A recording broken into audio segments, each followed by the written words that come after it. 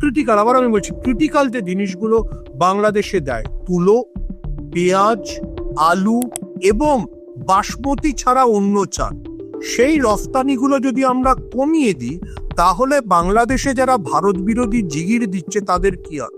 রফতানির দুটো দিক আছে, এক হচ্ছে রফতানি তুমি আমার জমি ব্যবহার করে করো, দ্বিতীয় কথা হচ্ছে আমি তোমাকে তুলো দিই বলে তুমি জামাটা বানাতে পারো বা রেডিমেড।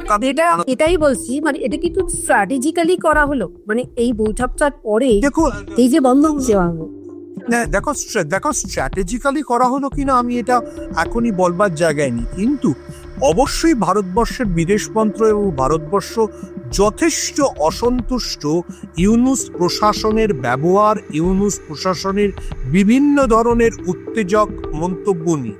আমি বলবো তবু এটা ট্রেলার, এখনো ভারতবর্ষ তার অর্থনীতির মাইট, যাকে বলে মাসল পাওয়ার বা জোর দেখায়নি। সেটা যদি দেখাতে শুরু করে তাহলে কি হবে সেটা এখনো অবধি আমরা জানি না, বা ঢাকার সচেতন মানুষজন বুঝতে পারছে।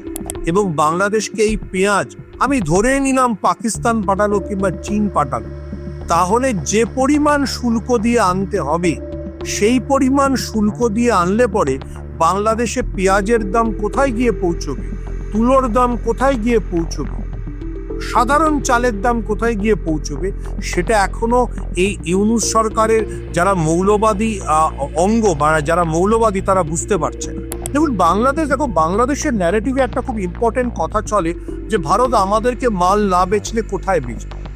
যদি তুমি 2025 জানুয়ারি মাসের ফিগার দেখো তাহলে দেখবে যে ভারতবর্ষ তার টোটাল গোটা পৃথিবীতে যা রফতানি করে তার 1.67%, অর্থাৎ 2%-এরও কম বাংলাদেশে রফতানি করেছে।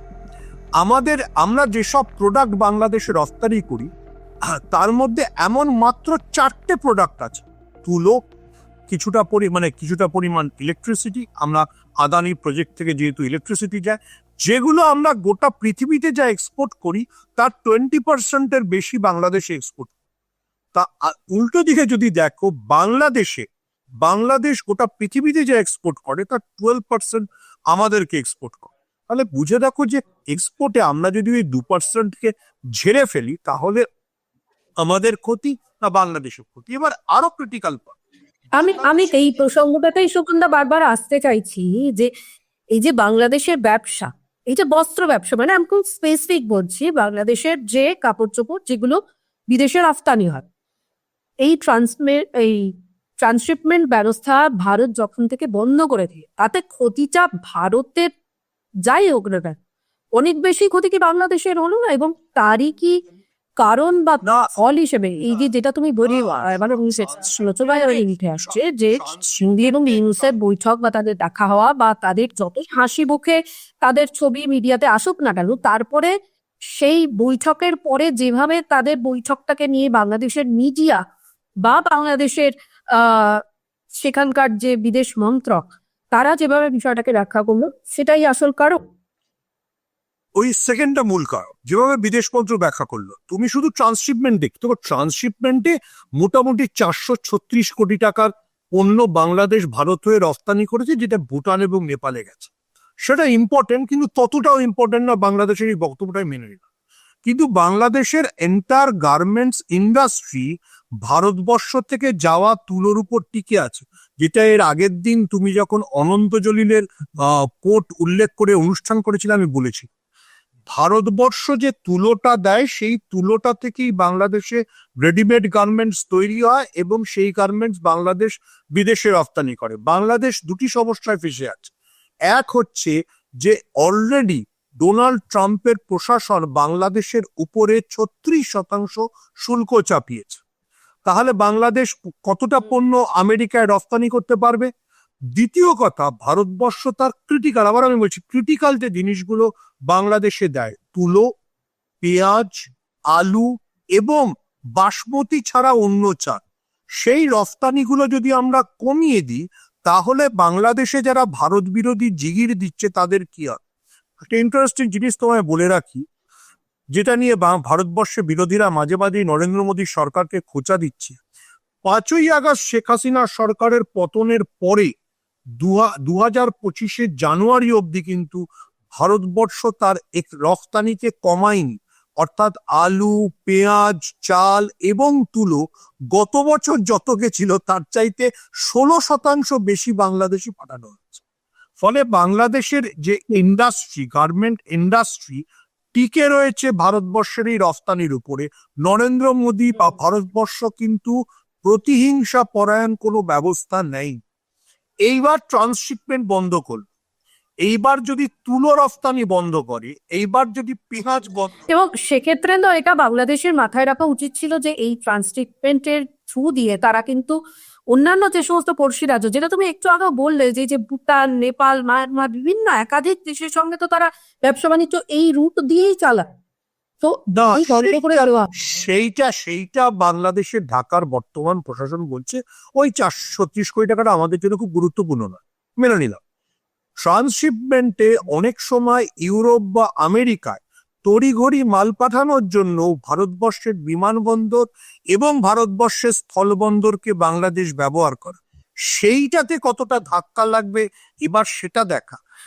সেই পরিস্থিতি বাংলাদেশ তো গোটা বিশ্বে তাদের বস্ত্র রপ্তানি করে, মানে গোটা বিশ্বে তাদের বস্ত্র রপ্তানি করে। রফতানির দুটো দিক আছে, এক হচ্ছে রফতানি তুমি আমার জমি ব্যবহার করে করো, দ্বিতীয় কথা হচ্ছে আমি তোমাকে তুলো দিই বলে তুমি জামাটা বানাতে পারো বা রেডিমেড। এটাই বলছি, মানে এটা কিন্তু স্ট্র্যাটেজিক্যালি করা হলো, মানে এই বৈঠকটার পরে দেখো, এই যে বন্ধ দেওয়া হলো। দেখো স্ট্র্যাটেজিক্যালি করা হলো কিনা আমি এটা এখনই বলবার জায়গায় নেই, কিন্তু অবশ্যই ভারতবর্ষের বিদেশ মন্ত্র এবং ভারতবর্ষ যথেষ্ট অসন্তুষ্ট ইউনূস প্রশাসনের ব্যবহার, ইউনূস প্রশাসনের বিভিন্ন ধরনের উত্তেজক মন্তব্য নিয়ে। আমাদের এটা মনে রাখতে হবে, নরেন্দ্র মোদী এবং ইউনূসের বৈঠকের পরও ভারত সরকারের তরফে বলা হয়েছিল বাংলাদেশের সংখ্যালঘু নির্যাতন নিয়ে ভারত উদ্বিগ্ন। আমরা ভুলেই যাচ্ছি যে চিন্ময় কৃষ্ণ দাস প্রায় 5 মাস জেলে কাটিয়ে ফেললো। বাংলাদেশ এত মানবাধিকারের কথা বলে, আজকে বাংলাদেশে নববর্ষ পালিত হচ্ছে পয়লা বৈশাখ, বাংলাদেশে পয়লা বৈশাখ আজ, এখনো চিন্ময় কৃষ্ণ দাসকে মুক্তিই দেওয়া হয়নি। তো এগুলো তো নিশ্চয়ই ভারতবর্ষের জন্য সুস্থ লক্ষণ নয়। মানে ভারতবর্ষকে তুমি কোনো গুরুত্বই দিতে চাও না, অথচ তুমি ভারতবর্ষ থেকে রফতানি হওয়া পণ্যের উপর নির্ভর করে নিজের গার্মেন্ট ইন্ডাস্ট্রিকে টিকিয়ে রাখবে, এটা হয় না।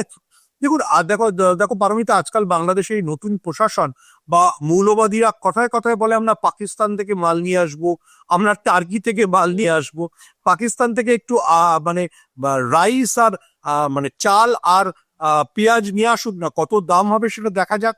এমনিতেই বাংলাদেশের সাধারণ মানুষের মানে মূল্যস্ফীতি এমন হয়েছে, ইনফ্লেশন এমন হয়েছে, তাদের হাঁসফাঁস করছে। এটাকে যদি ইউনূস সরকার জেদের লড়াইতে এবং এই হাঁসফাঁস করা মুদ্রাস্ফীতি বা যা পরিস্থিতি এখন ইকোনমিক যা কন্ডিশন বাংলাদেশে, তার মধ্যে এই যে রোজগারের কাঁটা, যেটা এই মুহূর্তে দাঁড়িয়ে এই যে বাংলাদেশে যে রপ্তানির ক্ষেত্রে যে ভাঙাটা তাদের পুরোটা কাটা হয়নি। আমি আবার রিপিট করছি, আমরা গোটা পৃথিবীতে যা তুলো রফতানি করি তার 20% করি বাংলাদেশে। ওটা যদি আমরা কমিয়ে 10% করে দিই, তাহলে বাংলাদেশের অর্ধেক গার্মেন্ট ইন্ডাস্ট্রি তুলো পাবে না, তাদের অনেক বেশি দাম দিয়ে অন্য জায়গা থেকে নিয়ে আসতে হবে। এবং যদি কেউ আমাদের হুমকি দেয় ওটা চীন থেকে নিয়ে আসবে, চীনের তুলো দিয়ে ওই গার্মেন্টস তৈরি করা যায় না। এই এক্সপেরিমেন্ট অতীতে বাংলাদেশ করেছে, পারেনি, সেজন্যই ভারত থেকে, গুজরাট এবং মহারাষ্ট্র থেকে তুলো যায়।